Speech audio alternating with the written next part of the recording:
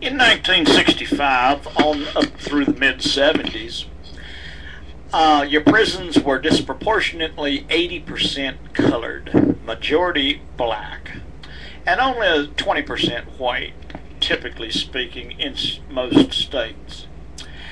And what is happening is a complete change around in this. As black people receive preferential treatment and power ideologically practiced that gives them preferential treatment and ideology, as black people are given preferential treatment in our society, exalted in jobs and given loans and appointed into the highest positions of government authority, as they begin to rise in power.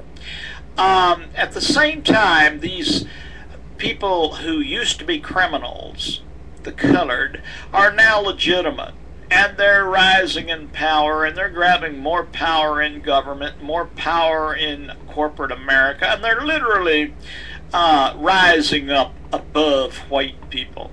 As they do this, your whites, your poor whites, your labor class, blue class working whites especially, are going to be becoming your tomorrow's criminals.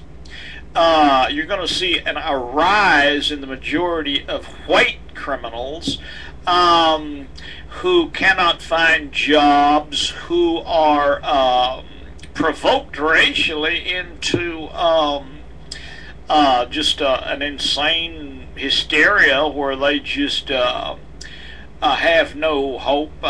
You've literally just driven them into hopelessness, where the only job they can find is in the military, and then there's no future. This nation was never intended to be a militaristic police state, and when young white kids' future is only found in joining the military or becoming a member of the police force in some way or other, or some victims groups organization or something like this, there's no hope.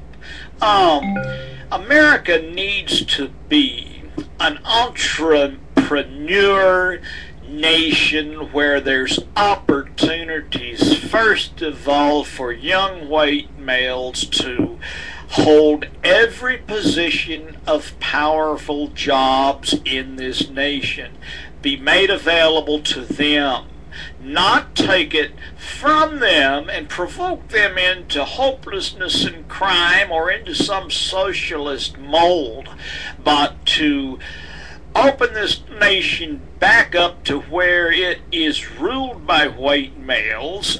Jobs are guaranteed, that every white male will find a job before a colored person steals it from him.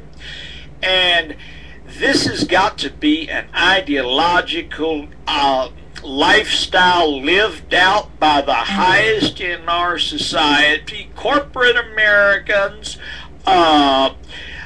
hire white grass cutters. Corporate Americans, be strong in hiring your own kind of people.